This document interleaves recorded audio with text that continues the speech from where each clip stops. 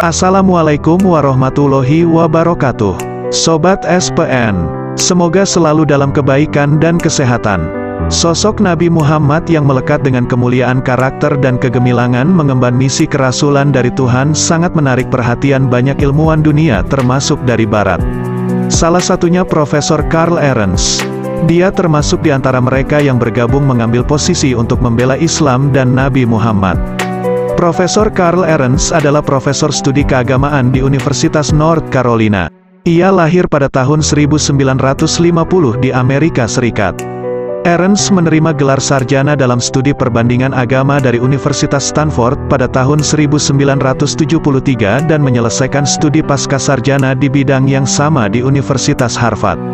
Hingga akhirnya meraih gelar doktor pada tahun 1981. Profesor Amerika terkemuka ini percaya bahwa pandangan Barat tentang Islam bias menindas dengan kebencian dan kurangnya pemahaman tentang Islam.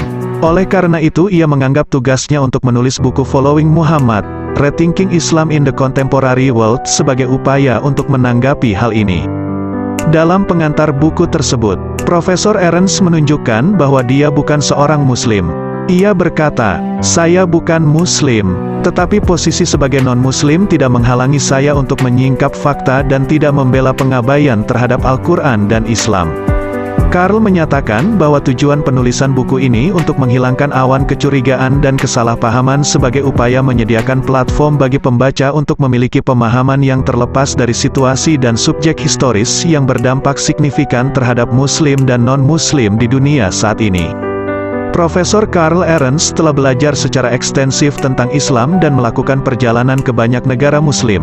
Dia termasuk salah satu tokoh internasional paling terkemuka di bidang studi sejarah tentang Islam. Carl Ahrens sangat tertarik pada Rasulullah Muhammad dan memandangnya sebagai poros Islam. Dengan menelusuri akar wacana anti-Islam, ia menggali arus abad pertengahan dan perang salib hingga abad ke-21. Ia menulis, selama abad pertengahan, penulis Kristen mengubah semua kebajikan yang menunjukkan kemuliaan Muhammad di mata umat Islam dan mengubahnya menjadi kekurangan. Hal itu dilakukan karena mereka tidak percaya bahwa ada seorang nabi datang setelah Yesus. Ernest dalam bukunya menyampaikan pesannya kepada Barat bahwa Anda melihat wajah Nabi Islam di balik layar ketidaktahuan.